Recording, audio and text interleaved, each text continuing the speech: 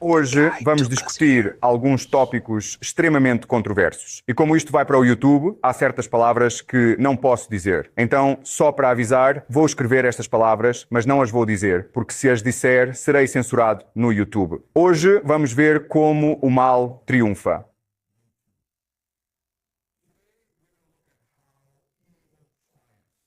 Por que o mundo é tão perverso? E vamos discutir muitos tópicos extremamente perturbadores.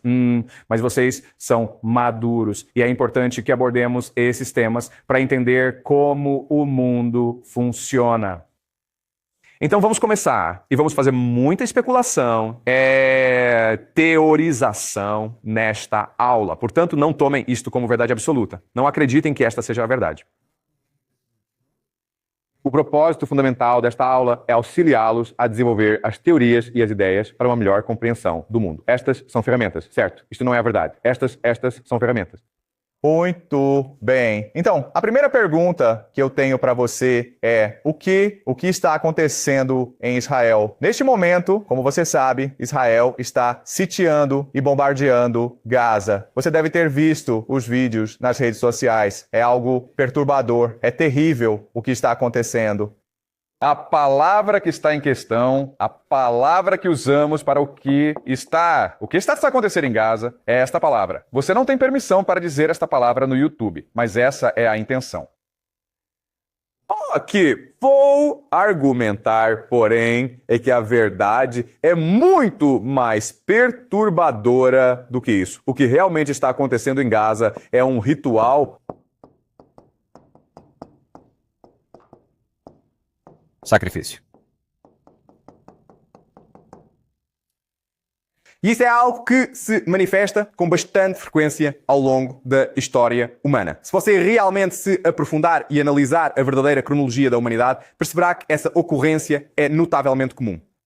Alguns dos exemplos mais conhecidos são os astecas. Nós desenterramos templos que pertenciam aos astecas. E no interior desses templos foram encontrados milhares e milhares de crânios humanos.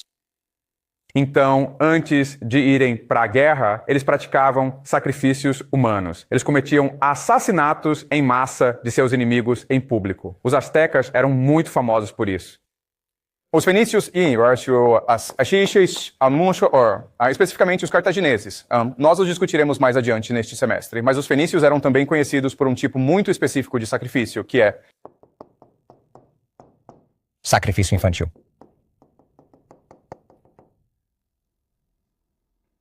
Os romanos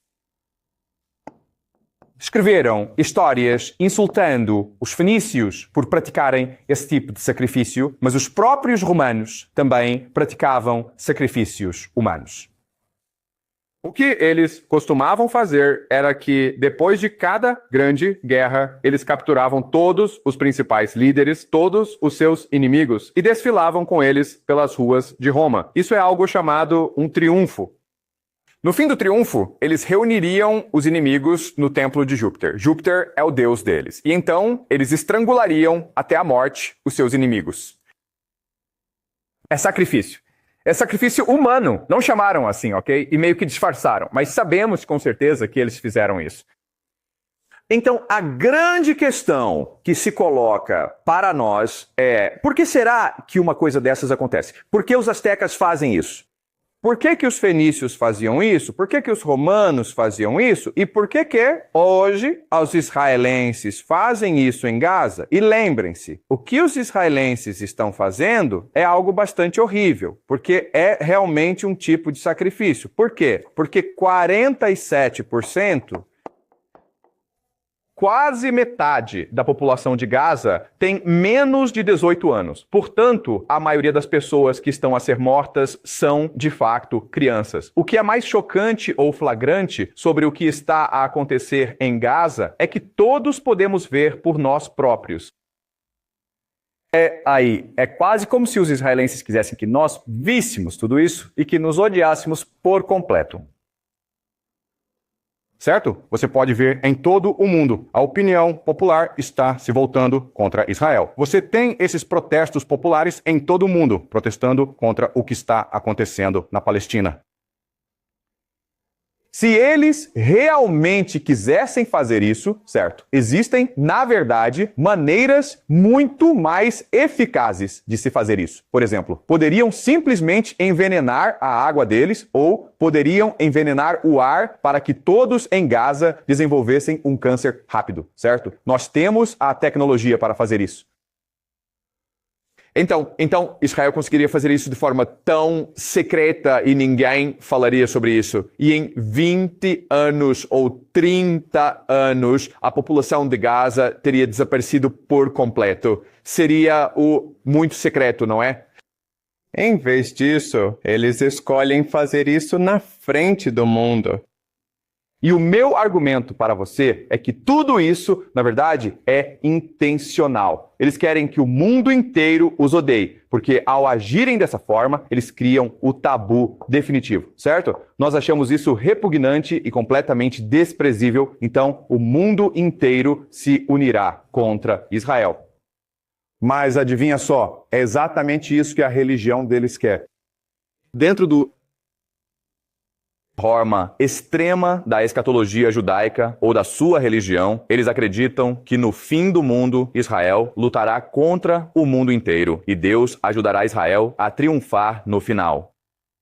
Então, o que está de fato acontecendo em Gaza é que há extremistas dentro do próprio governo de Israel que desejam acelerar o processo que levará ao fim do mundo, onde Israel se encontrará em confronto com o resto do mundo. E se você parar para pensar sobre isso, toda a concepção por trás deste sacrifício ritual tem como objetivo principal unir a população israelense. E o que é profundamente perturbador e verdadeiramente horripilante em tudo isto é que essa coisa realmente funciona. Por que isso? Bem, para entender, vamos usar uma analogia, certo? A analogia que quero apresentar é a seguinte. Na história militar chinesa, o estratagema mais conhecido e frequentemente utilizado é o de lutar com um rio logo atrás de suas costas. Vocês já ouviram falar dessa estratégia, certo? Onde, um exército está perdendo, certo? Ele está sendo disperso pelo inimigo. Então, o que o general faz é forçar o exército a recuar para um rio. E agora, com o rio que está bloqueando a sua rota de fuga, você se vê diante de uma única escolha. Você pode ou se afogar nas profundezas do rio, ou então lutar bravamente até a morte. E a maioria dos soldados escolherá lutar até a morte. E assim, neste ponto, os soldados estão unidos, galvanizados, energizados e encontram um ímpeto de energia para destruir o inimigo, certo? Esta é a estratégia militar mais popular na história chinesa antiga. E adivinha só, é exatamente a mesma situação que Israel está a fazer neste preciso momento lá em Gaza. É a mesma lógica que está a ser aplicada. Sim. Tem uma pergunta? Então, qual a importância de um rio para Israel? Como você... Sim, essa é uma boa pergunta. O que é o limite aqui, né? O limite é um tabu, né? Qual é a pior coisa que se pode fazer na sociedade moderna? Matar crianças, gente, né? Então, não há saída para Israel. Ou você vai até o fim, ou o mundo vem e te destrói de qualquer jeito. E, na verdade, o que é realmente interessante é que, se pesquisares online, vais encontrar israelitas a viajar pelo mundo e a provocar problemas por todo o lado. Eles vão arranjar brigas. Eles gritam morte aos árabes em autocarros públicos no mundo ocidental.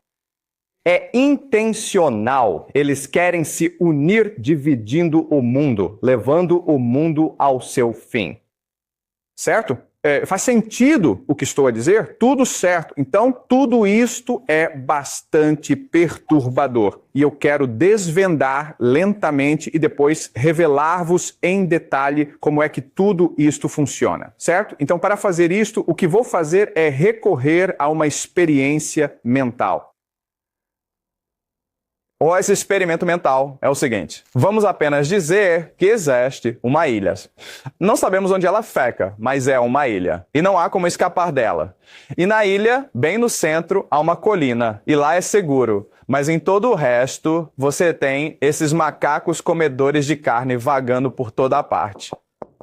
certo? O problema é que nesta ilha, os recursos que você precisa para sobreviver, árvores, comida e rios, os macacos estão lá, certo? Há um lugar seguro no centro, mas em todo o resto, se você quer recursos, você tem que ir lutar contra esses macacos. Eles são macacos carnívoros. Eles querem te matar, te comer. Ou exista um número infinito deles. Agora, vamos apenas supor que um dia, por alguma razão, ok, não sabemos o motivo, mas 100 homens estão envelhecendo e a idade deles varia de 15 a 65 anos de idade, ok? Eles são misteriosamente transplantados para esta ilha, num local que lhes oferece segurança. Eles vêm de países completamente diferentes, eles não falam a mesma língua, eles são de etnias distintas. Eles são todos pessoas pobres em seus países, não possuem grande nível de escolaridade. Então, estando lá, percebem rapidamente que a situação é absolutamente desesperadora.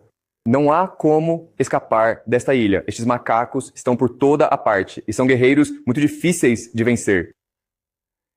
E a situação parece desesperadora. Eles nem sequer falam a mesma língua. Não compartilham de uma cultura comum.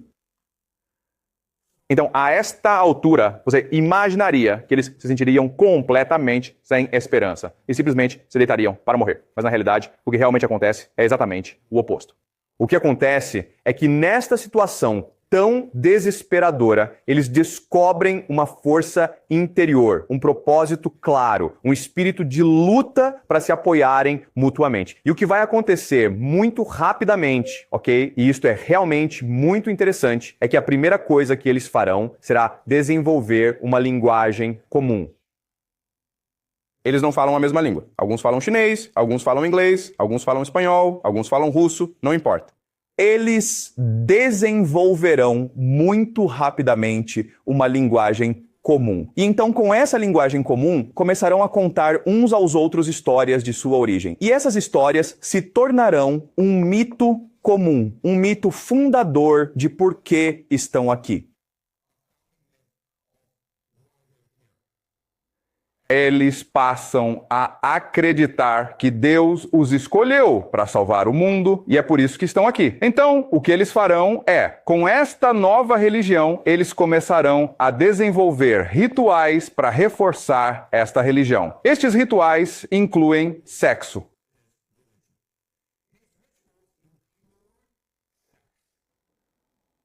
Certo? Então, esses homens terão relações sexuais. E a razão para isso é criar intimidade e um laço entre eles, e também haverá muitos rituais religiosos.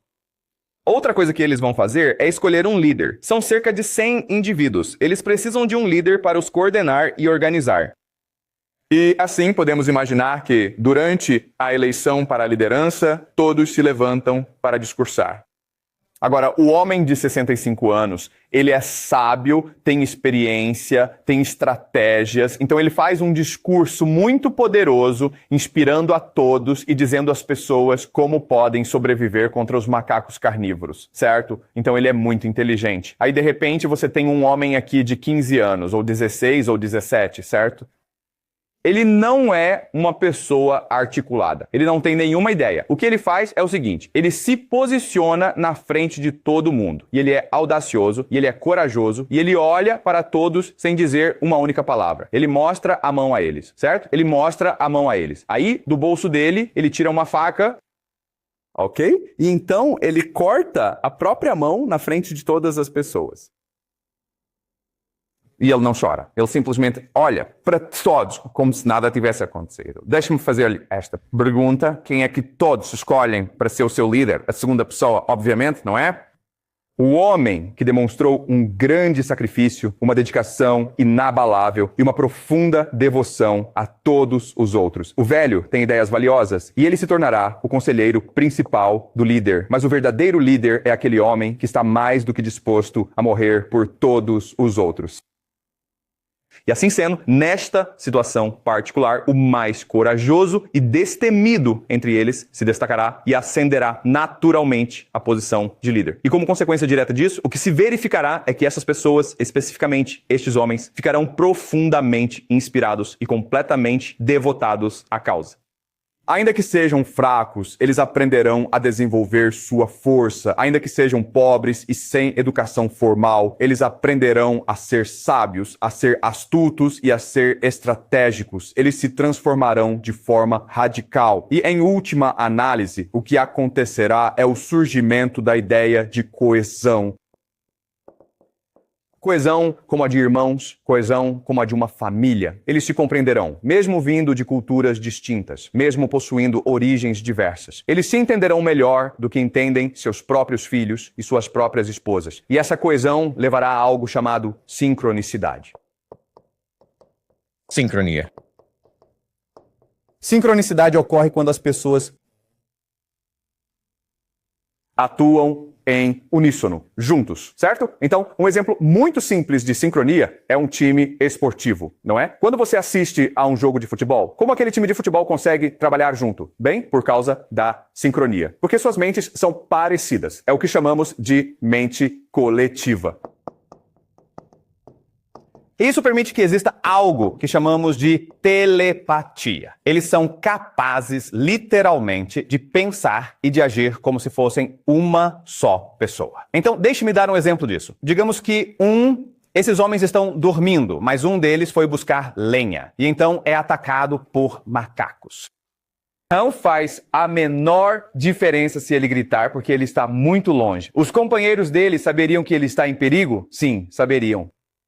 Certo? E o exemplo que temos aqui é o seguinte. Digamos que você seja uma mãe e tenha filhos, certo? E um deles vai para a França de férias. Mas então, enquanto ele está lá na França, ele é atropelado por um carro e acaba hospitalizado. Você, como mãe, saberia que seu filho está em perigo?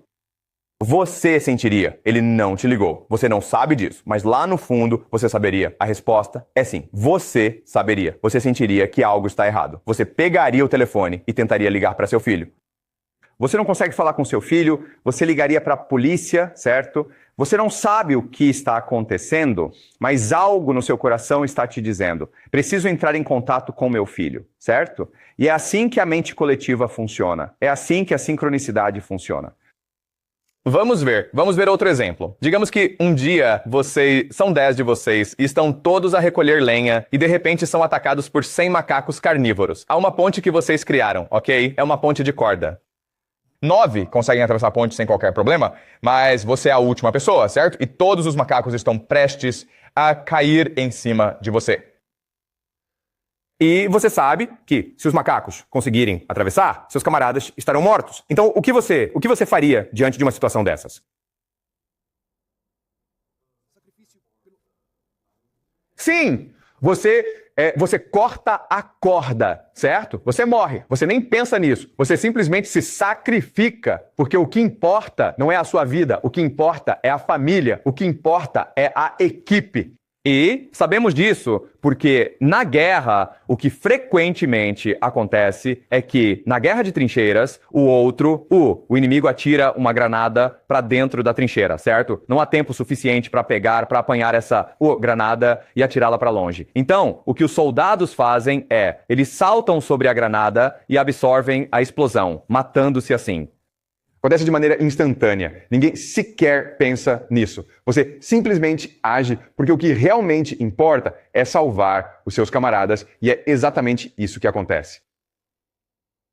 Certo? Uma sincronicidade se desenvolve onde é quase como se vocês fossem capazes de ler a mente um do outro. E eles continuam a fazer isto por, 10, 20 anos. E então, de repente, ok, vamos continuar o experimento mental. De repente, você é transportado de volta para o mundo real, como se absolutamente nada tivesse acontecido, porém você ainda possui as memórias do que de fato se passou.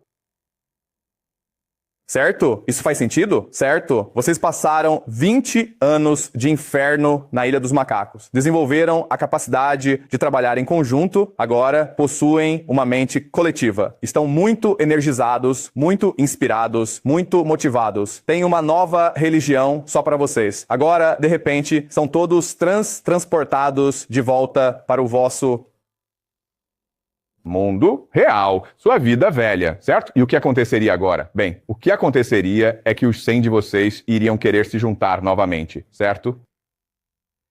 E vocês iriam compartilhar a sua experiência, os seus rituais, a sua religião com os seus filhos e também com os seus netos. E, muito rapidamente, com o passar do tempo, o que inevitavelmente vai acontecer é que vocês, de fato, conquistarão o mundo inteiro. Vocês se tornarão a verdadeira elite secreta.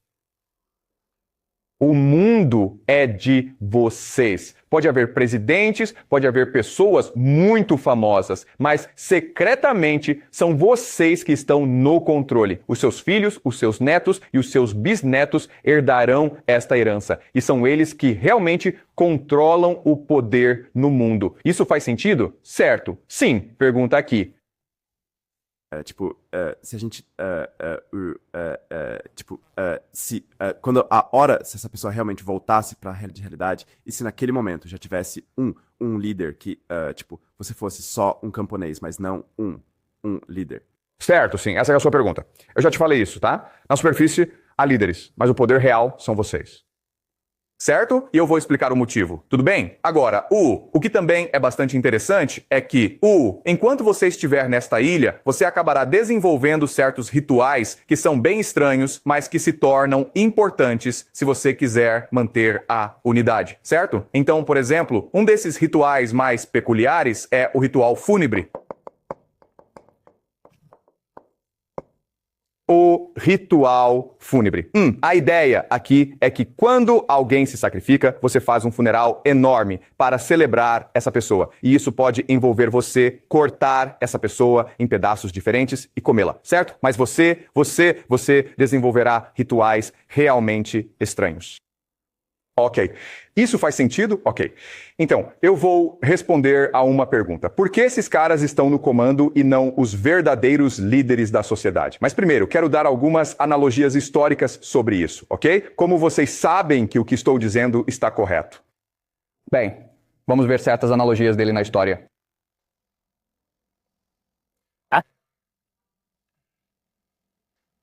Então, falando de Esparta. Esparta é uma das mais famosas sociedades militares em toda a história mundial. Esparta é uma importante cidade-estado na Grécia Antiga e talvez você já tenha ouvido falar bastante sobre Esparta. Um filme muito conhecido sobre Esparta foi produzido, chamado 300.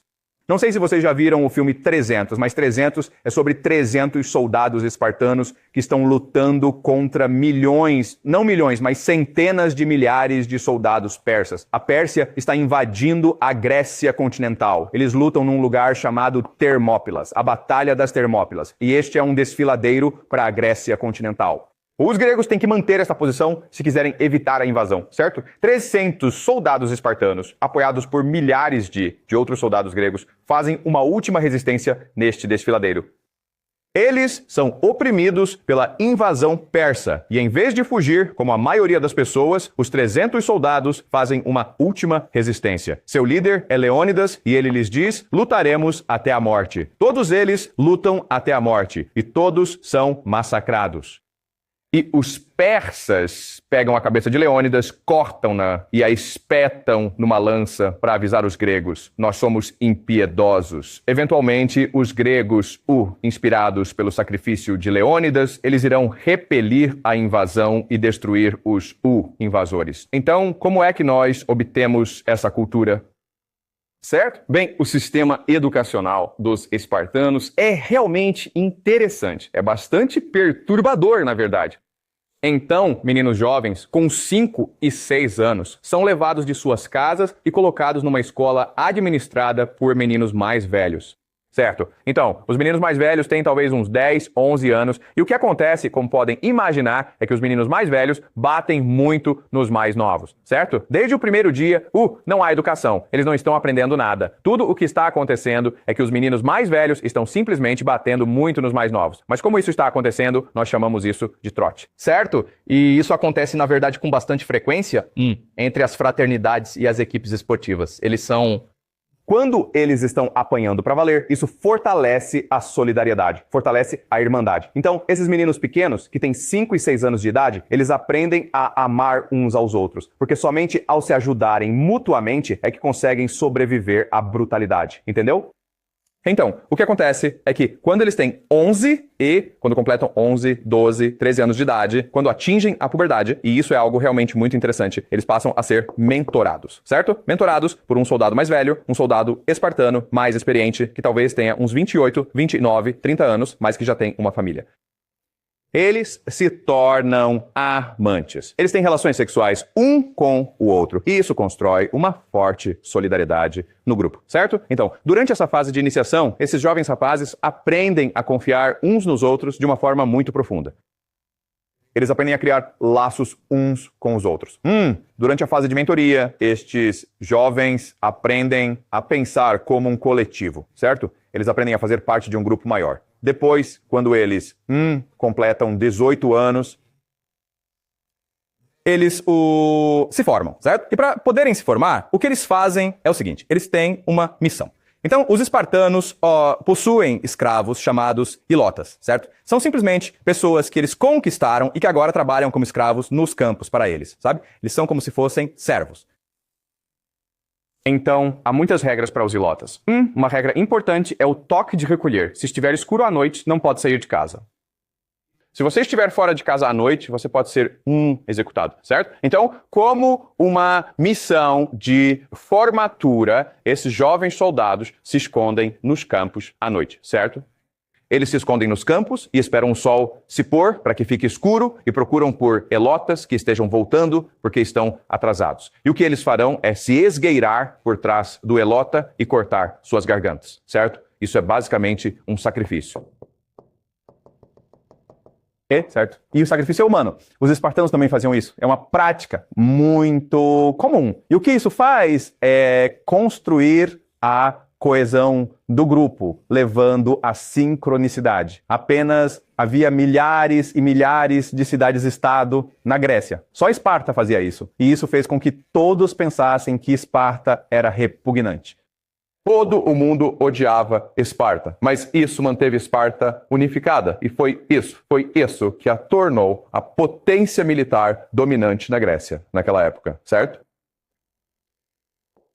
O que aconteceu, então, foi que Tebas, outra cidade-estado na Grécia, eles copiariam o sistema espartano, certo? Mas eles o tornaram voluntário. Então, em Esparta, você tinha que ser da elite para fazer parte do sistema. Mas em Tebas, qualquer um podia se juntar ao sistema, certo? E eles chamavam o sistema de banda sagrada.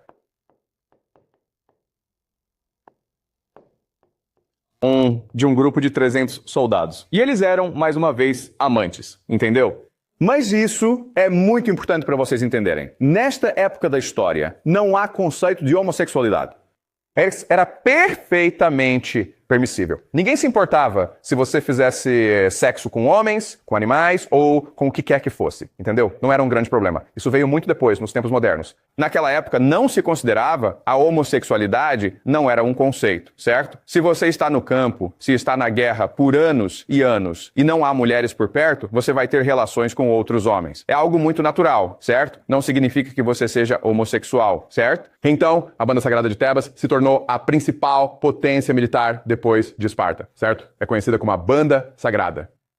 E eles eram, digamos, a vanguarda. Eles eram a ponta de lança, o ataque principal. Eles seriam os primeiros a entrar em combate. E eram tão ferozes que os seus inimigos simplesmente fugiam, certo? Então, o que aconteceu é que a Macedônia copiaria por completo o sistema tebano.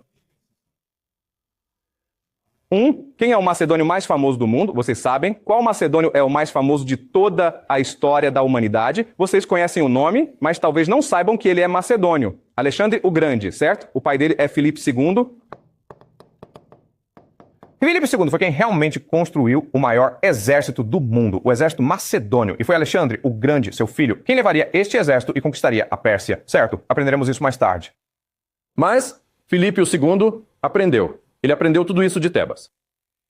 E a princípio, a Macedônia e Tebas eram aliadas, mas Filipe II era um homem muito ambicioso. Então, ele começou a desejar conquistar toda a Grécia continental. E no ano 338 a.C., na Batalha de Queroneia, a Macedônia lutou contra a força combinada de Tebas e Atenas. E a Macedônia destruiu Tebas e Atenas, certo? Porque a Macedônia, na verdade, copiou essencialmente o sistema de Esparta e de Tebas. A essa altura, a Macedônia já deveria ter aniquilado completamente todo o exército tebano e ateniense. Mas quando tudo parecia perdido, a lendária Banda Sagrada se manteve firme no centro do campo de batalha e conseguiu deter o avanço impetuoso da carga macedônia, permitindo que todos os outros pudessem escapar e retornar em segurança para suas cidades. Eles não tinham medo da morte, eles a acolhiam de bom grado, certo? Para eles, o que realmente importava era a honra e o sacrifício. E é dessa forma que se consegue criar o maior exército do mundo. Está bem? Faz sentido o que estou a dizer? Portanto, estas analogias de natureza histórica conferem credibilidade ao nosso experimento mental. Ok. Agora vamos analisar uma questão que é: ok, por que isso funciona? Ok, então vamos à teoria dos jogos. Teoria dos jogos. Teoria dos jogos é só o estudo de como se ganham jogos, certo? É algo bem geral. Então vamos fazer um experimento mental e digamos que há cerca de 1 milhão de pessoas no mundo, certo? Há 1 milhão de pessoas no mundo. Todos eles estão tentando vencer o jogo, uns contra os outros, mas apenas um pode realmente vencer. Bem, de acordo com a teoria dos jogos, a melhor forma de se vencer um jogo é através de... Alguém por acaso sabe? Trapaça. Ok, trapaça. Se você seguir as regras, nunca vai ganhar o jogo. Você tem que trapacear. E neste jogo, a melhor maneira de conseguir a vitória é coordenando com os outros jogadores, não é? Porque cada um está jogando por si só. Então, se você consegue trabalhar com outras pessoas, isso te dá uma enorme vantagem sobre todos os outros, certo? O problema com isso é que no momento em que as pessoas começam a coordenar, isso força uma corrida armamentista de coordenação. Então, talvez essas pessoas estejam trabalhando juntas. Estes 4, agora, são forçados a trabalhar juntos, o que, por sua vez, força estes 5 a trabalharem em conjunto, certo? Então, se você é o primeiro a se juntar, você acaba se dando muito mal no processo. Então, se trapacear, tem que trapacear secretamente? Ok? Você tem que coordenar sem que as pessoas saibam que estão coordenando juntos. Vocês têm que conspirar secretamente,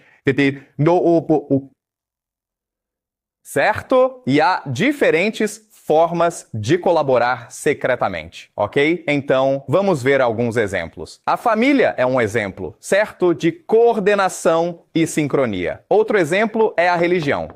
Se você tem um líder, certo? Se você, por acaso, tiver a mesma raça, a mesma etnia,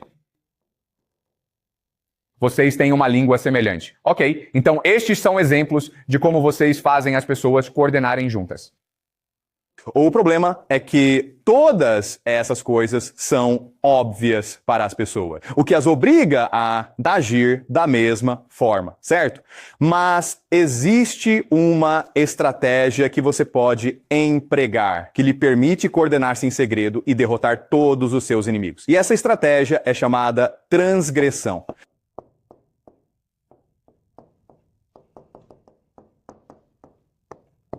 Transgressão, a quebra de tabus, a violação de normas sociais, a ruptura de leis sociais. Transgressão, certo? Então vamos aprofundar este conceito.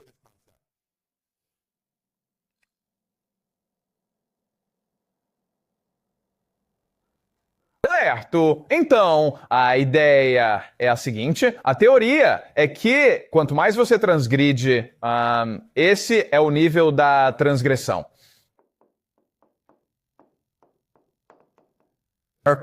Quanto maior for a sua coesão, o que resulta em sincronicidade. Bem, essa é uma teoria que eu gostaria de lhes propor. Está bem? Então, a transgressão, quer dizer, é uma ideia bem simples. Você está quebrando as regras, certo? Está trapaceando. E por isso, todo mundo quer te colocar na prisão. O que significa que a única maneira de você sobreviver é se mantiver o segredo entre o seu grupo, não é mesmo? O que acaba forçando a coesão. Isso faz sentido? Tudo bem? E vemos isso em todos os aspectos da nossa sociedade, certo? Então a forma mais básica de transgressão é apenas uma brincadeira. Ou fazer uma pegadinha, certo? Então, por exemplo, vocês, 6 de vocês, decidem. Sabem de uma coisa? Vamos pregar uma peça na escola, vamos cobrir todas as salas com papel higiênico. É uma brincadeira, é uma pegadinha, mas obviamente vocês não querem ser pegos, porque a escola vai punir vocês. E esta piada, esta brincadeira, vai fazer com que vocês fiquem mais unidos, não é? Porque agora vocês têm um segredo entre vocês. E se alguém vos trair, estarão todos lixados, não é? Isso faz sentido? Essa é a lógica por trás de tudo. Mas o que é realmente muito interessante é que quando você transgride, quando você quebra um tabu, você se sente empoderado, você se sente completamente libertado e isso se torna viciante. Certo? Você enche a escola inteira com papel higiênico. E você pensa, isso foi super divertido? Por que foi tão divertido? Porque você desrespeitou as regras? Você sente, eu sou muito mais poderoso do que o meu professor. E então, você continua a fazer cada vez mais esse tipo de coisa, não é? Aí você pode pensar, ei, vamos à loja e roubar um doce qualquer. Aquele doce pode custar apenas $1. Não é nada, certo?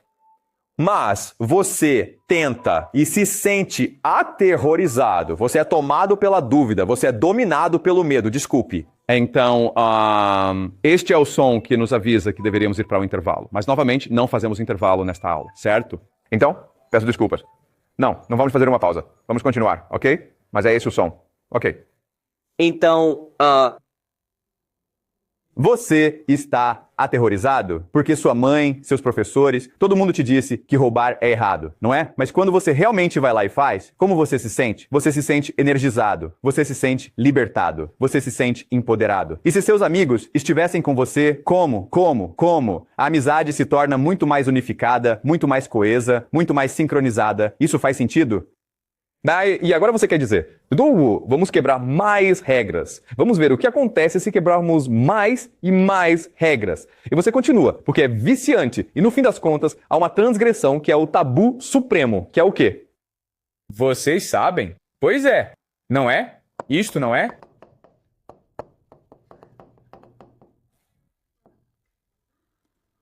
Consegue pensar em alguma transgressão ainda mais grave do que esta?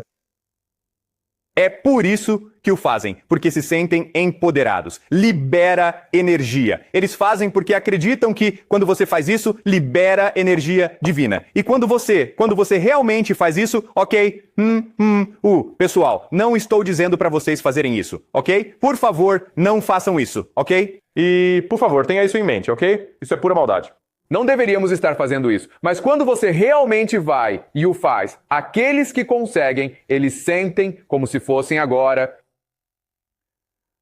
inundados de tal forma que agora estão completamente preenchidos com uma energia divina. Eles descobriram o grande segredo que rege o universo. Eles encontraram a força e o poder supremo que existe no mundo.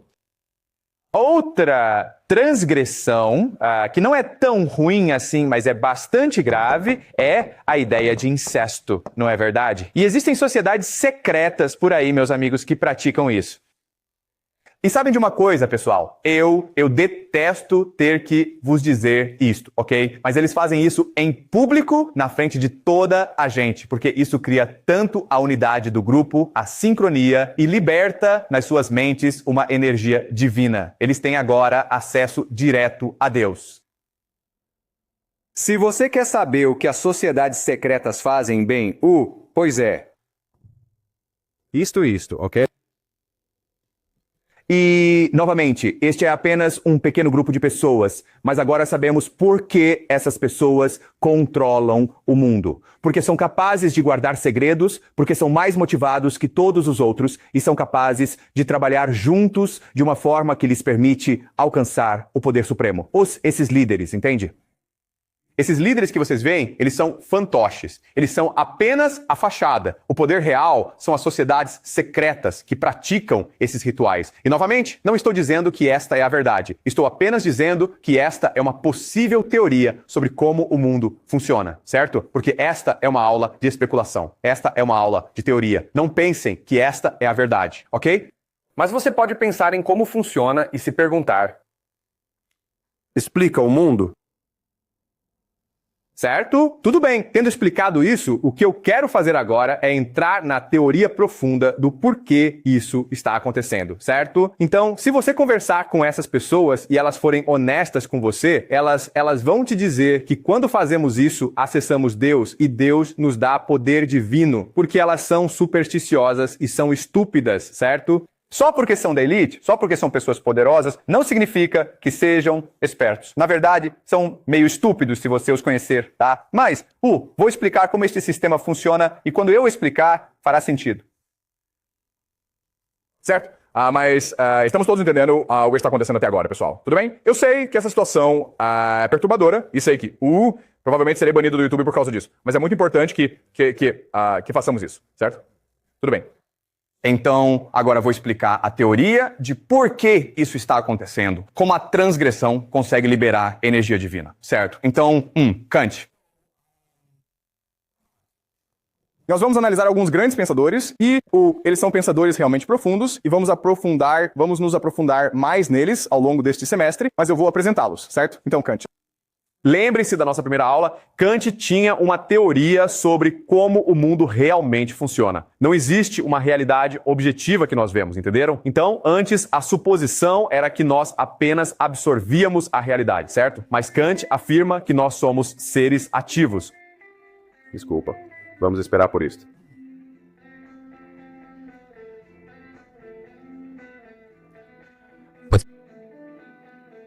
Kant afirma que somos participantes ativos na realidade. Como assim? Bem, porque os nossos cérebros funcionam como filtros. Nós acrescentamos espaço e tempo à própria realidade. O espaço e o tempo não existem fora de nós. Está bem? Portanto, a realidade objetiva é o que chamamos de noumena.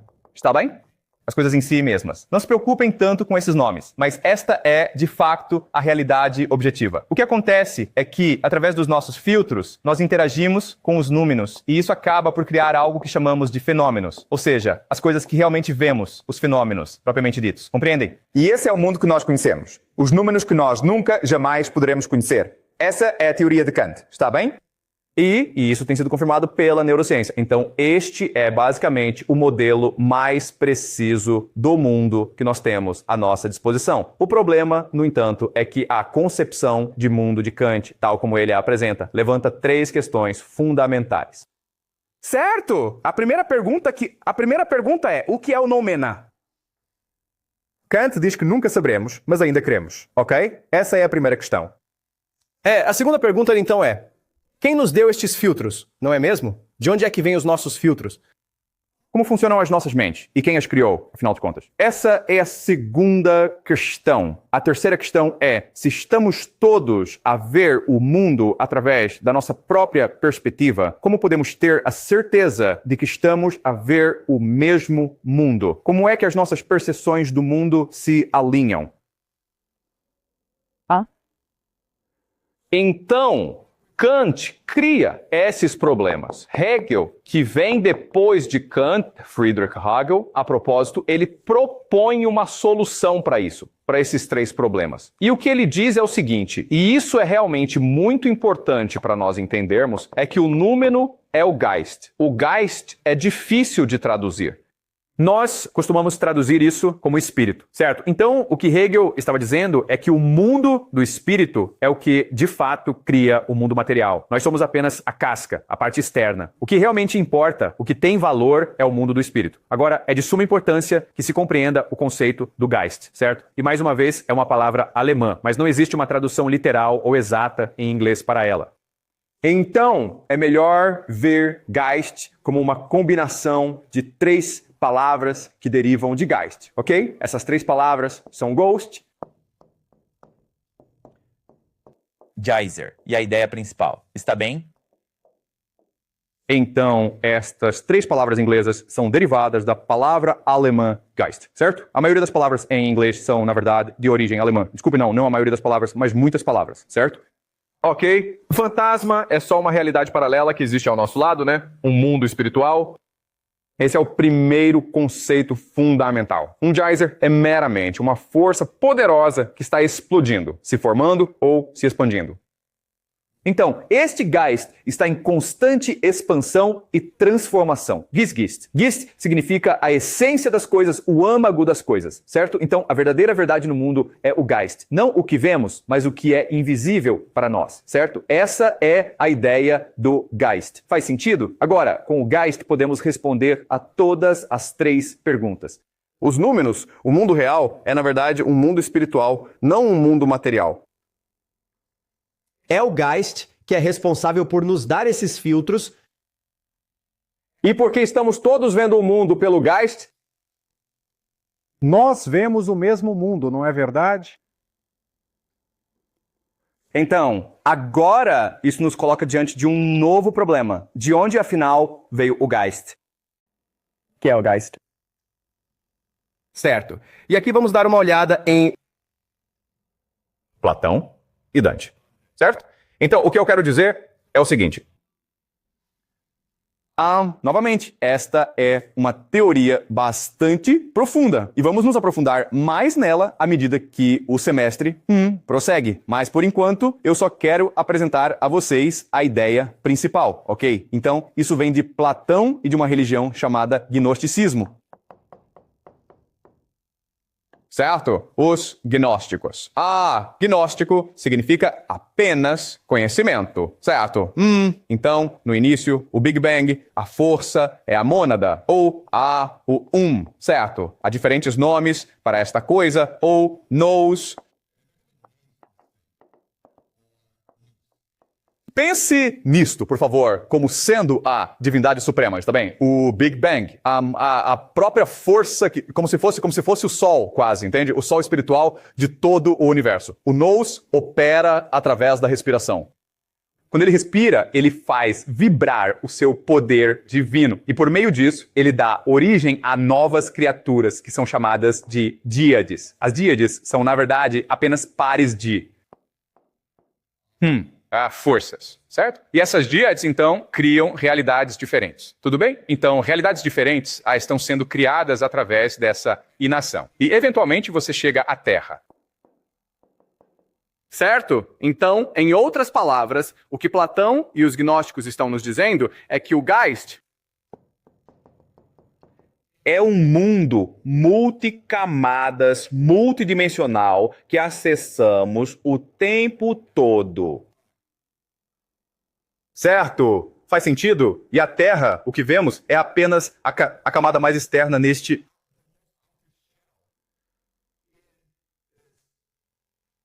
Cosmo.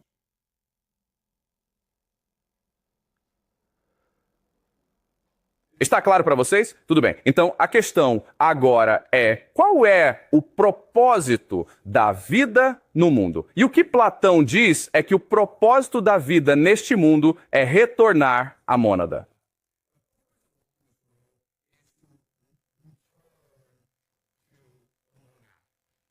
Ok? E adivinhem só, pessoal. Este é, na verdade, o arcabouço para muitas religiões, incluindo o hinduísmo, certo? E o budismo. Isto é o que os hindus e budistas também creem. Nirvana é retornar à mônada. Não sei se vocês já estudaram religião antes, ok? Mas essa é a ideia. Então, o que Platão diz é que, através da busca pelo conhecimento, da filosofia, que é o amor pelo saber, você pode retornar à mônada. Certo? Dante. E nós vamos estudar Dante em profundidade mais tarde, está bem? Mas Dante tem uma outra solução. O que Dante nos diz é que a mônada é o amor, certo? E a mônada, porque ela cria as coisas, a sua centelha divina emana por todo o universo.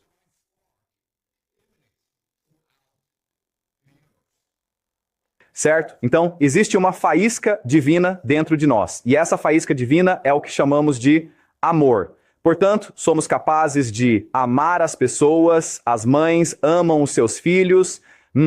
Vocês amam-se uns aos outros por causa desta faísca divina que existe em vocês. E quanto mais amam, mais regressam à mônada, certo? Então Platão prega a busca pelo conhecimento. Dante prega a busca pelo amor. Então, a questão que se coloca agora é, certo, tudo isso parece muito bom, mas por que, afinal, o mal acontece no mundo? Certo? Qual é a verdadeira origem do mal? Certo? Isso é interessante. Ok, você tem essa teoria do universo, mas então a pergunta é: por que as pessoas fazem coisas ruins? Por que existe sacrifício no mundo? Por que as pessoas estão fazendo todas essas coisas ruins e não só se safando, mas também controlando o mundo? Essa é uma grande questão, não é? Então, para Platão, a resposta é, na verdade, muito simples. Este mundo não tem a menor importância. Quem se importa se eles controlam este mundo? É um mundo de sombras, uma mera ilusão. Ignore-os. Concentre-se apenas na busca pelo conhecimento, pois é isso que lhe permite ser um com a mônada. Está bem? Quem realmente se importa com este mundo? Dê a eles tudo o que eles desejam. Conceda-lhes o poder, a fama e o dinheiro que tanto almejam. Quem realmente se importa? A resposta de Dante é, na verdade, muito interessante, ok? Essa é a resposta de Platão. Não importa. Este mundo não importa. Quem se importa com o que acontece neste mundo é uma prisão, de qualquer maneira. Dante, na verdade, propôs algo bem diferente. Ele diz o seguinte: se a mônada é amor... Cadê aqui? O amor é confiança. Assim, a mônada nos ama e, como consequência, a mônada nos concede o livre-arbítrio. Ora, o livre-arbítrio pode, sim, levar a coisas ruins, como, por exemplo, este mundo em que vivemos, mas ele não possui escolha alguma nesta questão, pois para ele intervir significaria retirar-nos o livre-arbítrio, e o livre-arbítrio é o maior presente dele para nós, certo? Mas, de tempos em tempos, o que ele faz é enviar mensageiros ao nosso mundo para nos lembrar que existe uma faísca divina dentro de nós e que podemos ativá-la para alcançar uma consciência muito maior. E esses mensageiros são Platão, Dante, certo? Jesus. Certo? Isso faz sentido para você? Então, de tempos em tempos, a mônada vai enviar através do Geist, entende? A mônada vai implantar certas ideias na mente dessas pessoas que, por sua vez, diga-nos a verdade. Mas é a nossa escolha se vamos ou não acreditar nisso, porque a mônada nos concedeu o livre-arbítrio. Certo? Então, para Platão, o importante é a busca pelo conhecimento. Para Dante, o que importa é a busca pelo amor, amar uns aos outros incondicionalmente. Certo? E é isso que eles nos dizem. O que o sistema também nos comunica é o facto de que os poderosos querem negar o sistema, não é? Porque se eles controlam a Terra, este mundo falso, eles querem fazê-lo parecer o mais real possível. Isso faz sentido? Essa é a verdadeira fonte do poder deles. A crença de que a única coisa que realmente importa é o mundo material, a prisão em que vivemos. E é por essa razão que temos a ciência, não é mesmo? A ciência é a negação de qualquer mundo espiritual e a validação exclusiva do mundo material. Se você não consegue ver algo, então deve ser falso, não é? Entendeu? É exatamente assim que o poder funciona. Agora, vamos falar sobre transgressão. Funciona dentro deste modelo porque a transgressão permite que aqueles que detêm o poder se alinhem a uma determinada faceta deste universo, entende? Porque neste mesmo universo existem também forças malignas. Isso faz algum sentido para você? Então, por exemplo, a metáfora é: imagine a internet, certo? Bem, há milhões e milhões de páginas da web. E através da transgressão, ao cometerem o mesmo ato maligno, o que os poderosos fizeram foi que eles se conectaram ao mesmo site, não é? E por terem se conectado ao mesmo site, isso possibilita uma sincronicidade. Permite que eles pensem de maneira semelhante e se comportem da mesma forma. Certo. Então, essa é a teoria geral. E, novamente, tudo isto é pura especulação. Não estou a dizer que isto é verdade, mas estou a dar-vos uma estrutura para trabalharem e compreenderem melhor por que as coisas acontecem. Estamos apenas a especular. Estamos a usar a nossa imaginação aqui, não é? Eu sei que isto é bastante coisa, mas Kant, Platão, Hegel, Dante, nós vamos aprofundar muito mais ao longo do semestre. Eu apenas apresentei essas ideias neste momento. Certo? Perguntas, pessoal? Certo. Você tinha uma pergunta da aula passada, não é? Certo. Então, pode fazer a pergunta da aula passada e eu respondo primeiro? Certo. Da aula passada, você mencionou que aqueles que controlam a sociedade são aqueles velhos aposentados, certo? Porque eles recebem rendimentos dos mais jovens e controlam a sociedade. Na nossa sociedade, eu vejo, de fato, alguns sinais ou fenômenos de que o governo está, de certa forma, a prestar auxílio aos pensionistas mais velhos, ao criar mais, digamos, opções de entretenimento ou instalações que os beneficiem. Então, por que será isso? É possível que o governo também se beneficie das ações dos aposentados mais velhos? Ou será que, na verdade, os governos são controlados por aposentados idosos? Sim, quer dizer, nós discutimos isso na última aula, mas são os aposentados, os idosos que controlam a sociedade, a cultura, o governo, certo? Porque na China, desde o primeiro dia, você é ensinado a respeitar os mais velhos, certo? É ensinado que as pessoas mais velhas valem a pena serem imitadas, valem a pena aprender com elas, são o que há de mais precioso em nossa sociedade. Então faz sentido que o governo crie políticas para beneficiar ao máximo os idosos, certo? É a estrutura da sociedade chinesa, o respeito pelos idosos, ok? Obrigado. Mais alguma pergunta, pessoal? Sim, a Amber tem uma pergunta. Bem, então eu estava pensando no modelo. E eu mônada. acho que Sim, compreendi. este modelo que temos no quadro. Então, como você disse, a existência do mal é... Se não se importa de ter que se repetir. Sim. Então, o que seria o mal, certo? Sim, é isso. Dentro do sistema, Exatamente. certo? Então, neste sistema, aquilo que é considerado mal é a recusa em aceitar o próprio sistema. Certo? Então, porque a mônada é a verdade, é amor, não é? Quanto mais te aproximas da mônada, isso é o bem. Quanto mais te afastas da mônada, isso é o mal, certo? Então, no extremo final deste modelo está a Terra. Quanto mais abraças o mundo material, mais negas o mundo espiritual. Isso é o que há de mal, o que é verdadeiramente perverso, neste modelo. Assim, para Platão, aquilo que é considerado bom, o que é virtuoso, é a incessante busca pelo conhecimento, e aquilo que é perverso é a busca, a negação do próprio conhecimento. O que, aliás, inclui a arte, não é? Filmes. Porque os filmes não passam de uma sombra, uma mera sombra de um mundo que já é, por si só, um mundo de sombras. Se o mundo em que vivemos, se o mundo em que nós vivemos já é falso, e os filmes, tudo o que eles fazem é apenas retratar este mundo falso. Então isso só faz com que as coisas fiquem ainda piores.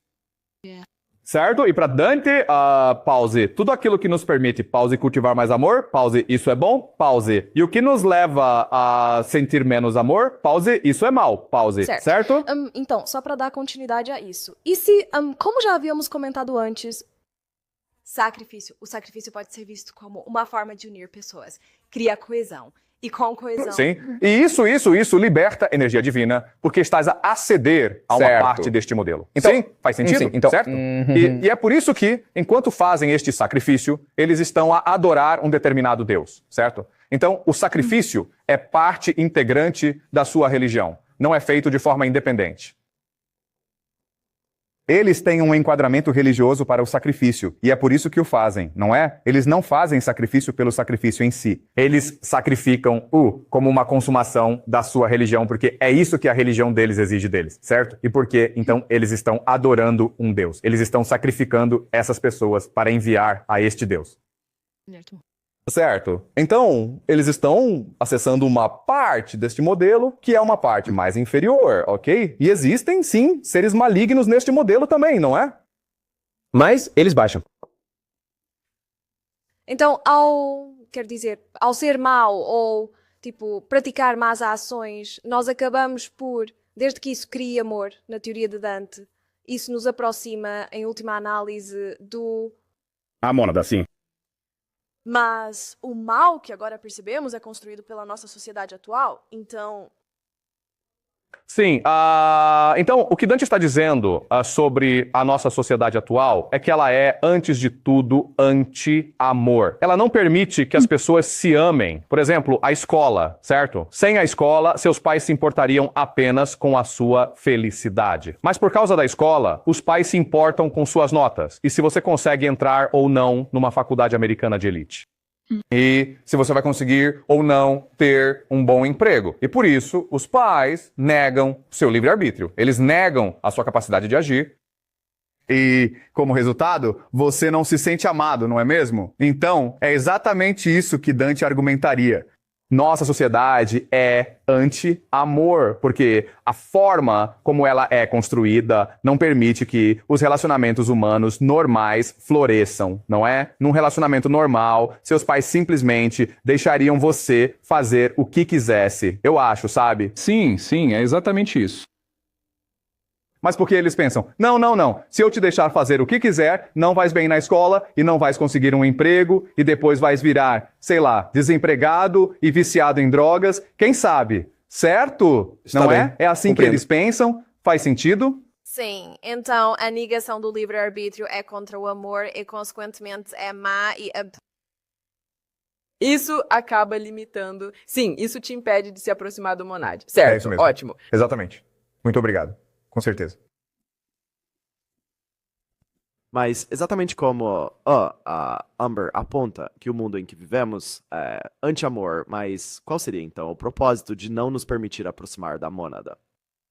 Bem, essa é uma boa pergunta, certo? Por que eles estão fazendo isso? Porque as pessoas no poder querem permanecer no poder, certo? Porque o que eles estão fazendo vai contra a mônada. Mas eles querem permanecer no poder. Então, eles ganham benefícios como poder ao desobedecer à mônada e permitir que outros também a desobedeçam, porque assim mantém o seu poder. Certo. Então, vamos ser muito claros, ok? Isso é algo realmente muito importante. Pessoas diferentes vão interpretar este modelo de uma forma diferente, ok? Na concepção deles, a mônada é o mal. O Deus deles é o bem. Eles estão nos libertando da mônada, nos tornando mais focados no mundo material, certo? Faz sentido? Mas a realidade é que eles conseguiram o seu poder porque tinham uma religião que promovia a transgressão, o que lhes permitiu coordenar-se bem uns com os outros. E agora que têm este poder, precisam de racionalizar o porquê de o terem e precisam de desenvolver sistemas para o manter. E é por isso que temos o mundo em que vivemos hoje. Faz sentido? Está bem? Isso faz sentido para vocês? Eles são muito poderosos. Eles querem manter o seu poder. Então eles vão conceber novas ideias que lhes permitam preservar essa posição de poder, mesmo que isso signifique negar a própria verdade. Compreendem? E mais uma vez, pessoal, isto é apenas uma teoria. Ninguém sabe se isto é verdade ou não. Eu não sei. Está bem? Mas, tipo, se o que você acabou de mencionar, que monade tem dois significados para... Não. A mônada não possui dois significados. Ela tem apenas ela possui nomes distintos, mas um único significado. Entende? Isso é de extrema importância para que você compreenda. Existem nomes variados para isso, mas é o Sol. Entende? O Sol divino, a verdadeira fonte de toda a vida. Então, Platão define mônada como conhecimento e Dante define mônada como amor. Não. Tá bom, eu. Ouve, ok? Entenda de uma vez, ok? Isso é tudo, está bem? O amor, o conhecimento, absolutamente tudo, está bem? A grande questão que Platão e Dante estão a debater é precisamente esta. Como é que se retorna a mônada? Certo? Então, para Platão, é a busca incessante pelo conhecimento que te permite aproximar-te da mônada. Para Dante, é a busca pelo amor, certo? Mas este é o um em tudo, o infinito e o eterno. O que Platão diria é que isto é o perfeito, isto é o imutável, nunca, jamais mudará. E é o eterno, sempre esteve lá e sempre estará lá, certo? É bem parecido com o budismo, eu acho. É mesmo o budismo? De certa forma, observando a mesma coisa. Sim. É como se fosse um aspecto mais espiritual do mundo. E, de certa forma, o fim último de... Acredito que seja mais um conceito abstrato. Não se trata de algo físico que possamos, de alguma forma, interpretar como uma coisa ou outra.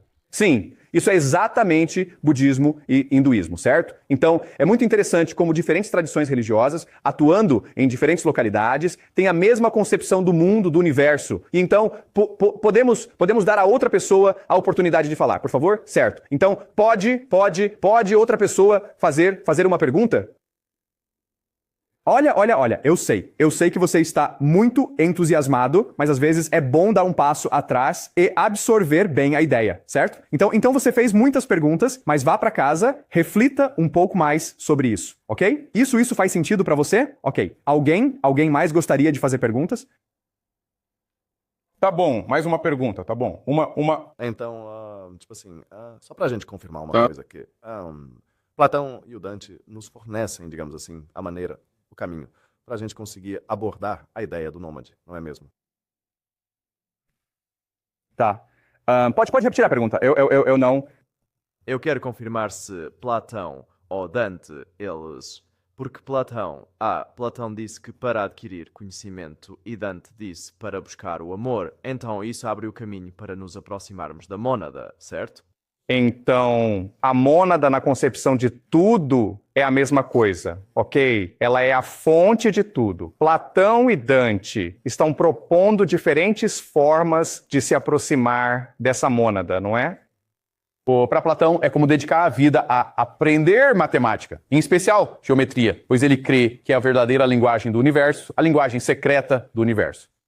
Dante diz, isso é muito difícil, pessoal, não é nada intuitivo. Tipo, para Platão é um elitista, não é mesmo? Platão é tipo, somente se você vier à minha escola e aprender geometria, a geometria sagrada, é que você terá acesso ao céu. Dante diz, isso não faz o menor sentido. A mônada não criaria um sistema ao qual apenas a elite, os escolhidos, pudessem ter acesso a ele. A mônada, se ele realmente ama a todos, dará a todos a capacidade de alcançá-lo, e essa capacidade que é acessível a todos é o amor, certo? Não importa quem você seja, todos vocês podem amar. Mas, honestamente, não há assim tantas pessoas no mundo que consigam fazer cálculo, certo?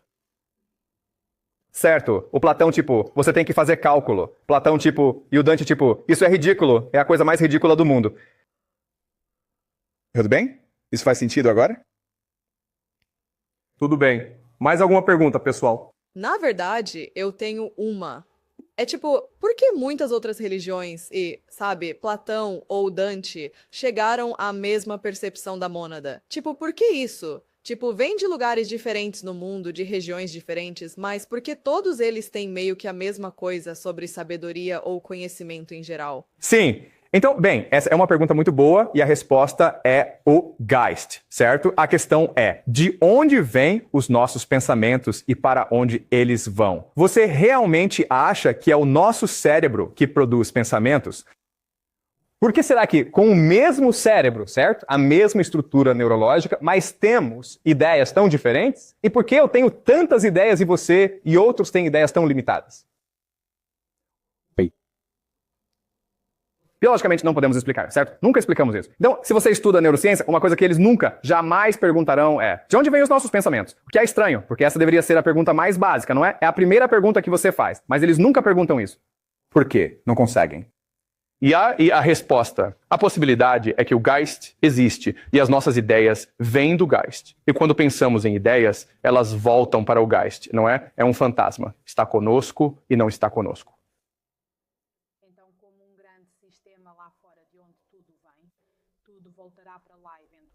Exatamente. E é exatamente por isso, e é assim que podemos explicar por que todas essas religiões tão diferentes têm a mesma concepção do universo. Porque elas estão obtendo essa concepção através da inspiração, certo? Através da comunicação com o Geist. Faz sentido?